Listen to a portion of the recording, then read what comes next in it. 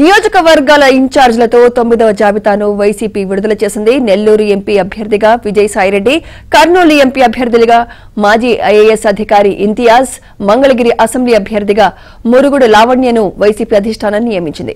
మంగళగిరి ఇన్ఛార్జిగా ఉన్న గంజి చిరంజీవిని తప్పించిన వైసీపీ అతని స్థానంలో మాజీ ఎమ్మెల్యే కాండ్రు కమల కుమార్తె మురుగుడు లావణ్యను నియమించారు. ఇక తాజాగా ఐఏఎస్ పదవికి రాజీనామా చేసిన ఇంతియాజ్ ను కర్నూలు ఎంపీ అభ్యర్థిగా బరిలో దింపనున్నారు.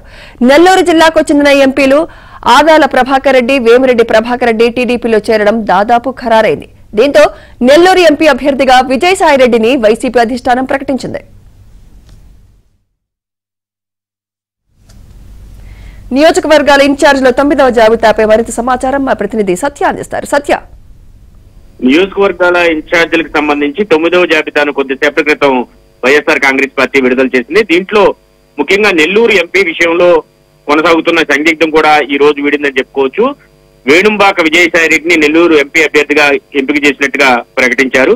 ఇక కర్నూలు విషయానికి వస్తే కర్నూలు అసెంబ్లీ స్థానానికి ఏఎండి ఇంతియాజ్ ఎవరైతే రిటైర్డ్ అయ్యేస్తున్నారో నిన్నే ఆయన పార్టీలో కూడా చేరడం జరిగింది. హఫీజ్ ఖాన్ స్వయంగా తీసుకొచ్చి ఆయన పార్టీలో జాయిన్ చేశారు. అక్కడ స్థానికంగా ఉన్నటువంటి వివాదాల కారణంగా ఎస్వి సుబ్బారెడ్డికి, అదేవిధంగా అక్కడ ఉన్నటువంటి హఫీజ్ ఖాన్ కి మధ్య పొరపక్షాలు ఉండడంతో చివరికి మూడో అభ్యర్థిని ఏఎండి ఇంతియాజ్ ను ఎమ్మెల్యే అభ్యర్థిగా అక్కడి నుంచి పోటీ చేస్తున్నారు. కర్నూలు ఎమ్మెల్యే అభ్యర్థిగా ఏఎండి ఇంతియాజ్ పోటీ చేయబోతున్నారు. అతను రిటైర్డ్ ఐఏఎస్, అతను పదవిలో ఉండగానే రాజీనామా చేసి వైసీపీలో తీర్థం పుచ్చుకున్న పరిస్థితి అయితే ఉంది. ఇక మంగళగిరి విషయంలో దాగుడు మూతలు ఇంకా కొనసాగుతూనే ఉన్నాయి.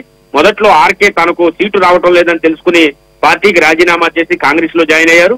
తిరిగి ఆయన రివర్స్ లో గోడ కొట్టిన బదిలా తిరిగి వైసీపీలోకి వచ్చి మరలా వైసీపీలో జాయిన్ అయ్యారు రోజుల వ్యవధిలోనే.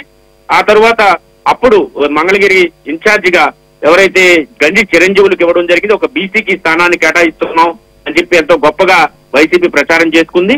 అయితే గంజి చిరంజీవికి ఇచ్చినటువంటి ఆ సీటు కూడా 3 నాళ్ల ముచ్చటగానే మిగిలిందని చెప్పుకోవచ్చు.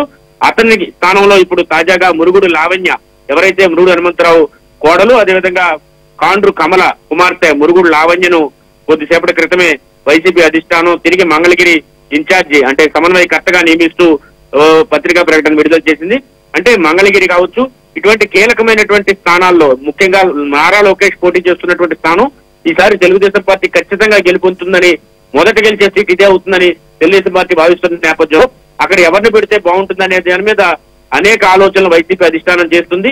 చివరికి చెక్స్ అండ్ బ్యాలెన్సెస్ చేసుకుని చివరికి మురుగుడు లావణ్యని కూడా ఉంచుతుందా, లేదా తిరిగి మళ్ళీ ఆర్కే అక్కడ సీటును దక్కించుకుంటారనేది కూడా చూడాల్సి ఉంటుంది.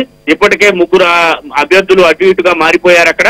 కాబట్టి ఎట్టి పరిస్థితుల్లో లోకేష్ ను ఓడించడానికి సామధాన భేద దండోపాయాలని ప్రయోగించాలని, దానిలో భాగంగానే పటిష్టమైనటువంటి అభ్యర్థిని అక్కడ ఉంచాలని భావిస్తున్న నేపథ్యంలో ఇప్పటికే అభ్యర్థులను మార్చుకుంటూ పోతూ ఉన్నారు. కేవలం ఈ స్థానమే కాదు, రాష్ట్రంలో చాలా స్థానాల్లో టీడీపీ బలంగా ఉన్న స్థానాల్లో అభ్యర్థులను మార్చుకుంటూ పోతున్నారు.